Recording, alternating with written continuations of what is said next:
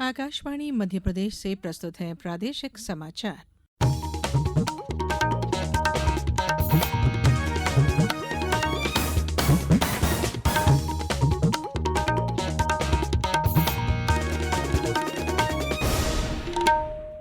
नमस्कार। समाचारों के साथ मैं धारणा सचदेव। प्रधानमंत्री नरेंद्र मोदी ने आज जम्मू के रामबन जिले में चिनाब नदी पर विश्व के सबसे ऊंचे रेलवे आर्क ब्रिज का उद्घाटन किया। इससे पहले प्रधानमंत्री ने इस 359 मीटर की ऊंचाई पर स्थित चिनाब ब्रिज का निरीक्षण करते हुए तिरंगा लहराया। यह ब्रिज 1315 मीटर लंबा लोहे का आर्क ब्रिज है। इस ब्रिज को भूकंपीय और वायु जनित परिस्थितियों का सामना करने के लिए डिजाइन किया गया है।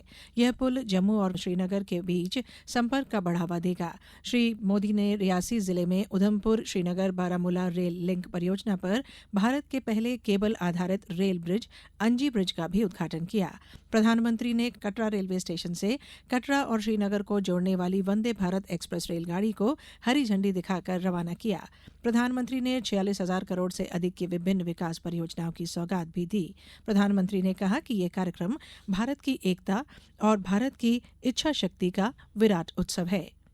आज का ये कार्यक्रम भारत की एकता और भारत की इच्छा शक्ति का विराट उत्सव है। माता वैष्णो देवी के आशीर्वाद से आज वादी कश्मीर भारत के रेल नेटवर्क से जुड़ गई है। कश्मीर से कन्याकुमारी ये अब रेलवे नेटवर्क के लिए भी हकीकत बन गया है। भारतीय रिजर्व बैंक आरबीआई ने आज पिछले 6% रेपो दर को 50 आधार अंकों में कटौती करके 5.5% करने का निर्णय लिया है। धीमी मुद्रास्फीति ने बैंक को आर्थिक विकास को बढ़ावा देने पर ध्यान केंद्रित करने का मार्ग प्रशस्त किया है। इस कारण आरबीआई रेपो दर में लगातार तीसरी बार कटौती करने जा रहा है। नकद आरक्षित अनुपात सीआरआर में भी 100 आधार अंकों की कटौती की गई है। वहीं सीमांत स्थायी सुविधा एमएसएफ और बैंक दर को 5.75 पर समायोजित किया गया है। प्रधानमंत्री नरेंद्र मोदी ने भारत के युवाओं की वैश्विक उपलब्धियों का उल्लेख करते हुए आज कहा कि देश के युवाओं ने विश्व में अपनी छाप छोड़ी है। केंद्र में राष्ट्रीय जनतांत्रिक गठबंधन की सरकार के 11 वर्ष पूरा करने के अवसर पर श्री मोदी ने युवाओं को गतिशीलता, नवाचार और दृढ़ इच्छा शक्ति का प्रतीक बताया। उन्होंने कहा कि पिछले 11 वर्षों में देश का विकास युवाओं के दृढ़ विश्वास और असाधारण ऊर्जा शक्ति से प्रेरित है। एक सोशल मीडिया पोस्ट पर श्री मोदी ने कहा कि पिछले 11 वर्षों में देश स्टार्टअप्स, विज्ञान, खेल, सामुदायिक सेवा और संस्कृति सहित विभिन्न क्षेत्रों में असाधारण उपलब्धि हासिल करने वाले युवाओं का साक्षी बना है।